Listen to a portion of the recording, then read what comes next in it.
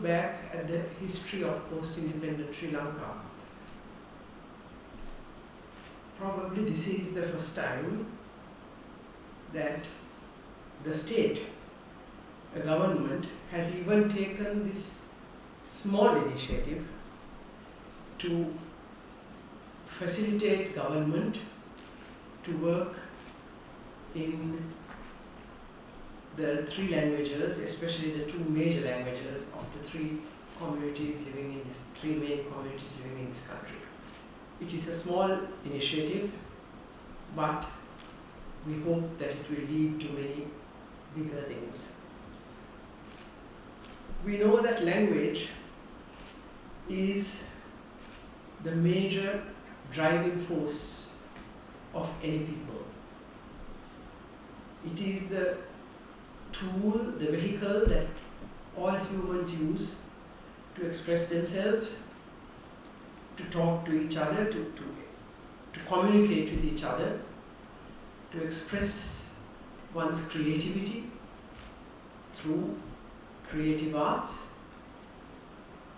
It is also the main vehicle for all forms of human expression. Therefore, language is a very important, essential, crucial tool of all human beings. Perhaps the ability to speak languages is the main aspect that differentiates humans from other mammals, if not other animals. For time immemorial, languages have been evolved, have been created, have been formulated by different peoples. But the main purpose of language has always been the same: communication, expression of so many human needs and abilities. Therefore, especially in the modern world, language has become an extremely important thing. People have gone to war against each other because of language. Countries, societies, and nations have been destroyed because of language. And in this country, I think it is regrettable that after independence, we know that before independence, for 450 years of colonialism, of colonial rule, the main language used was the language of our rulers, colonial rulers. First it was Portuguese, next it was Dutch, and then for 150 years English during British rule. After 1948, especially 8 years after independence, the majority people, that is the Sinhala people, who formed 75% of the population of this country, felt that they were being discriminated, not by the Tamil or the Muslim or the Burgher people, but by the white rulers, and they felt they needed to express their identity by regaining an important place for the language of the Sinhala people. As Minister Ganeshan mentioned, I think the people who gave language the Sinhala only bill, happens to be my father who led it, did not see it as a racist move. They did not see it as something which was going to bring down the other nationalities, the other ethnic communities. It was a means of giving back to the country, to the Sri Lankans, its identity after 450 years of subjugation by foreign rulers. And what best to give back an identity to a people than their language? But as the Honourable Minister quite rightly stated, we only gave its rightful place to the language of the majority people. We should have given recognition to both the languages.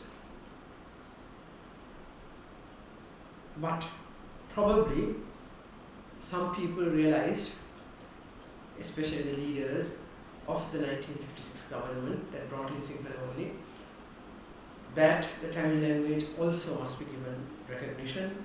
And 1 year later, in 1957, the reasonable use of Tamil bill was brought in. But to date, that bill has remained unimplemented.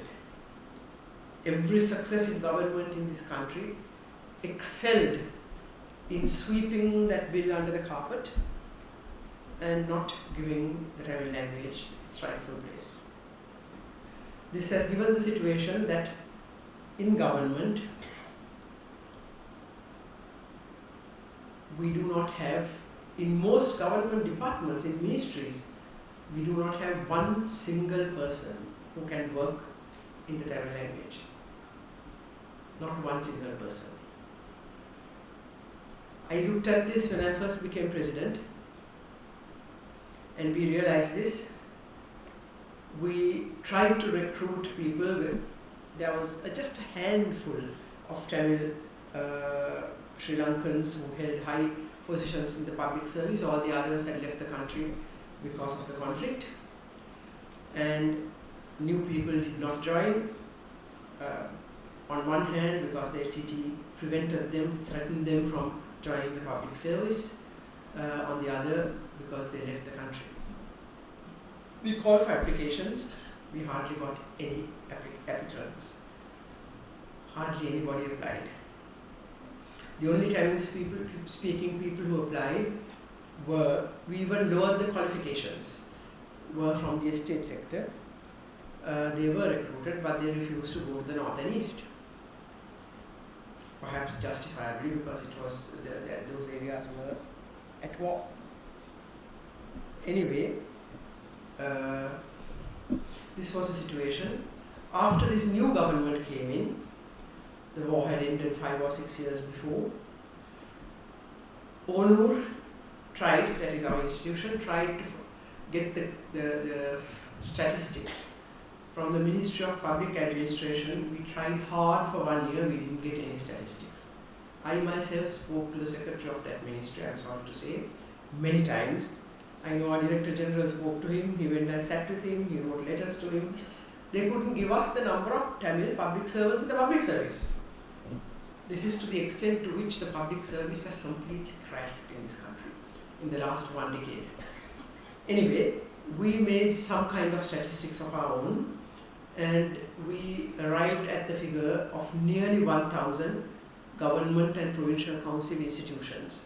That is, say, if you take a ministry, the various departments under the ministry, if you take them as separate units, the corporations under the ministry, and so on. Then the kacharis, the district secretaries officers, the divisional secretaries, the Pradeshia Sabhas, and the municipal councils, as well as the provincial councils and the different agencies of the provincial council. There are nearly 1,000 such units. In all of those, there isn't even 200 officers who can work in Tamil and Sinhala. This has given rise to the position that Tamil people write to the public service to get some service rendered in their language, in Tamil language. Either the letters are not answered or they are answered in Sinhala. Normally they are not answered. And if the minister or the ministry wishes to give some instructions to the Tamil people, the letters are sent in Sinhala, they don't understand it. Some of them understand, but they don't wish to show that they understand it, and that is quite justifiable. Because this country has 2 national languages, the constitution has stated that there are 2 national languages, Sinhala and Tamil. And the public service cannot work in the second national language.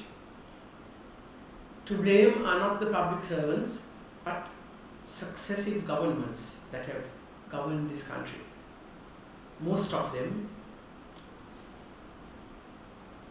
practiced discriminatory policies towards the minority communities. They did not want to recruit people of the Tamil ethnic group or the Muslims. Muslims maybe a little bit, but certainly not the Tamils. So now this has, as quite rightly both the speakers before me mentioned, first the demand of the Tamil people was for language rights. Equal rights, parity of status for language. I remember I was born in the 40s, but I didn't understand what was going on then, but we know historically that the struggle started with demand for parity of status, equal status for the two languages. Thereafter, the continuing refusal to resolve this problem by all governments led to more and more frustration, disappointment, anger, and on the other hand, discrimination in various other fronts was occurring, such as much lower levels of development being given to the north and east, much lower levels of development than in the southern areas, less jobs. The quota system in the universities gave the situation that the students from those areas could not get into the universities, or very few of them did. So all these various discriminatory actions, done willingly or unwillingly, added to this original issue of language, and it snowballed to the point of culminating in a war, a terrible, ruthless war that has destroyed huge amounts, huge areas of our country, destroyed thousands and thousands of people of all communities, and destroyed the whole social fabric of our country, which we valued, which we built for thousands of years. It brought in violence, together with that, narcotics, alcoholism, and all kinds of things. So, the ignoring, the refusal to accept that every citizen in a country, in a nation, has equal rights, and they must be guaranteed these rights, can lead to terrible consequences, as we have so well seen in our country. And I'm surprised that even after the war ended, for many years, very few people, government leaders, leaders in the public service or senior public servants, even thought that we had to resolve this problem. I was always shocked by this, by the lack of even the inability of the public service to deliver services to the people in the language of their choice, as it is stipulated in our constitution. Somebody goes to a police station, that is very serious, because some crime has been committed against him. For example, the policeman can't understand what he's saying. The police stations in the north and east are stuffed with Sinhala-speaking Sinhala officers. There is, of course, an acceptable reason for that, because during the war, the governments were scared, were concerned about recruiting young Tamil people into the police force, because they didn't know whether they were LTT cadres or whether they would get recruited into the LTT. But now there is no such problem. And the police, I know, have begun to recruit Tamil-speaking people. The army has begun to recruit Tamil-speaking people as soldiers, but they are being kept marginalized in a corner in some special unit, but very soon I think that should be resolved, but at least they have started recruiting. So this is, I think, a totally unacceptable, shocking situation that prevails in this country. I earnestly request everybody here, I can see many senior public servants, many senior leaders of civil society here. I must mention that we have unfortunately a small audience today because our office sent out the invitations very late for whatever the reason, and therefore people did not have time to come today. I think the invitations must have been received in the last 4 or 5 days. So we would have liked more people to have been present here today, but still I would like to appeal to all of you here today and anyone else who may see the proceedings of this event on the media, that we have to take very serious cognizance. We have to realize very seriously the importance of giving both languages and of course the linked language English an equal place, especially Sinhala and Tamil, and at least having one Tamil management assistant, a clerk, who can translate a letter and understand it and tell the boss in the office what it means. We don't have that. That is shocking, and every government must be ashamed of this.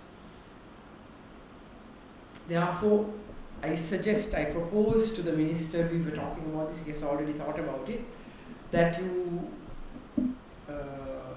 do the needful at cabinet to get approval for the government to now begin to recruit Tamil speaking young people. If there are not enough people, I was in Jaffna the other day and we were told by the university staff that there is a serious shortage of students from the north who have even qualified with A-levels. And this is one of the major reasons for Tamil students getting into the not getting into the universities, because the schools are degraded and there aren't good teachers to train the children to be able to go up to the A-level standard and pass the A-levels. So there are various reasons like this which we are trying to now address. But in that case, we will have to lower the qualification from A-level to O-level and recruit people, and then, there are various governments have done this, and then insist that within 3 years or 4 years, such people who are recruited will pass their A-levels and so on. So I know that the Minister Ganeshan's ministry is carrying out some very important and valuable training programs for public servants. He just showed me some pictures of today. You were at the training center today, where government doctors, mostly Sinhala speaking I suppose, now have to compulsorily go through a 1 week course, 2 weeks? 2 weeks course in Tamil. And he had been today at the certificate awarding ceremony. That is excellent. I think we should do that urgently for the police and also for so many other areas of the public service. It should be prioritized. So there is much work to be done. Language is a crucial tool for human communication. It is almost the most important thing for people to coexist. If we are to build harmony between communities, to promote and create reconciliation in this country, we need to be able to first and foremost understand each other. And how do we understand each other if we cannot speak to each other and exchange views and thoughts and feelings and emotions? So before, once again, language becomes a highly charged emotional trigger for further conflict in this country, let us do all that is required to alleviate this situation. Finally, I would like to thank the officials, the Director General, for floating the idea of the resource pool, and the officials of ONUR who have worked on this, and the official languages commissioner and the Ministry for National Dialogue for partnering us in this project and doing a lot of the difficult work for the project. And we hope that this resource pool would be used by all government institutions first, and then by the private sector and anyone else where they need translation facilities or facilities to work in all the 3 languages, but that would be on a contractual basis. We have even gone to cabinet and got approval of the government to pay them, am I right, higher rates than the very low rates, as we think, that are paid for translators at the moment by government. We have got a slightly higher rate approved, and maybe if it is successful we could go further. So we would like everyone to make use of this pool and make it functioning, effective instrument for reconciliation and dialogue.